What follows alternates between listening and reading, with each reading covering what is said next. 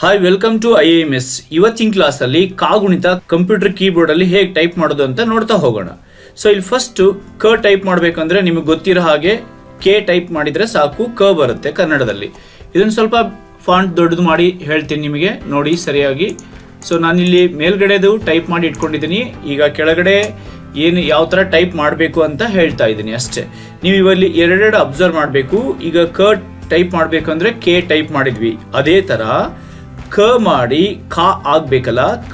ಖಾ pronunciation ಹೇಗಿರುತ್ತೆ ಅಂದ್ರೆ ಆ ಪ್ರೊನೌನ್ಸಿಯೇಷನ್ ಇರುತ್ತೆ. ಆ ಟೈಪ್ ಮಾಡ್ಬೇಕಂದ್ರೆ ನಾವೇನ್ ಮಾಡ್ತೀವಿ, ಶಿಫ್ಟ್ ಎ ಮಾಡ್ತಿದ್ವಿ. ಹಾಗೆ ಇಲ್ಲಿ ಕ ಟೈಪ್ ಮಾಡಿ ಶಿಫ್ಟ್ ಎ ಮಾಡಿದ್ರೆ ಖಾ ಆಗುತ್ತೆ ಅಷ್ಟೇ.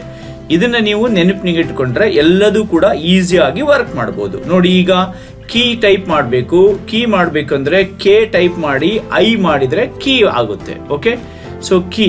ಅದೇ ತರ ನೆಕ್ಸ್ಟ್ ಕೆ ಶಿಫ್ಟ್ ಐ ಮಾಡಿದ್ರೆ ಕೀ ಆಗುತ್ತೆ.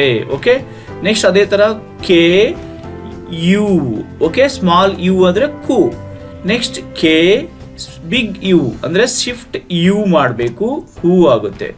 ಕು ಕು ಆಗಿದೆ, ಕ್ರೂ ಮಾಡಬೇಕು. K shift R K E.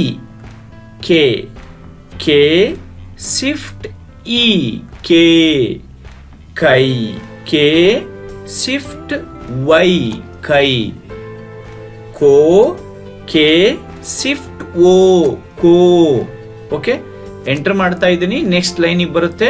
K ಮಾಡಿ ಶಿಫ್ಟ್ ವಿ. ಓಕೆ, ಕೌ. ಕೆ ಶಿಫ್ಟ್ ಎಂ ಕಮ್. ಓಕೆ, ಕೆ ಶಿಫ್ಟ್ ಎಚ್ ಕಹ. ಕನ್ನಡದಲ್ಲಿ ಕಾಗುಣಿತ ಟೈಪ್ ಮಾಡೋದನ್ನ ಪ್ರಾಕ್ಟೀಸ್ ಮಾಡಬೇಕು. ಕ ಕಾ ಕಿ ಹೇಗೆ ಹೇಳಿದೆನೋ ಅದೇ ತರ ನೀವು ಬಿಗ್ ಲೆಟರ್ ಮಾಡು ಅಂದ್ರೆ ದೊಡ್ಡ ಖ ಮಾಡಬೇಕು ಅಂದ್ರೆ ಶಿಫ್ಟ್ ಕ ಮಾಡಿ ಮತ್ತೆ ನೆಕ್ಸ್ಟ್ ಅದಕ್ಕೆ ಶಿಫ್ಟ್ ಎ ಮಾಡಿದ್ರೆ ಖ ಆಗುತ್ತೆ. ಕ ನೆಕ್ಸ್ಟ್ ಶಿಫ್ಟ್ ಕ ಎ ಖ.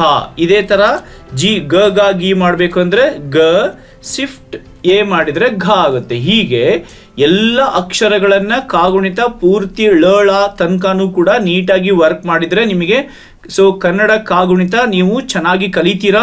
ಚೆನ್ನಾಗಿ ಪ್ರಾಕ್ಟೀಸ್ ಮಾಡಿ, ನಿಮ್ಮ ಕನ್ನಡ ಟೈಪಿಂಗ್ ಕೂಡ ಸ್ಪೀಡ್ ಆಗುತ್ತೆ. ನಿಮಗೆ ಇಷ್ಟ ಆದರೆ ಲೈಕ್ ಮಾಡಿ, ಶೇರ್ ಮಾಡಿ, ಕಮೆಂಟ್ ಮಾಡಿ. Okay, thank you.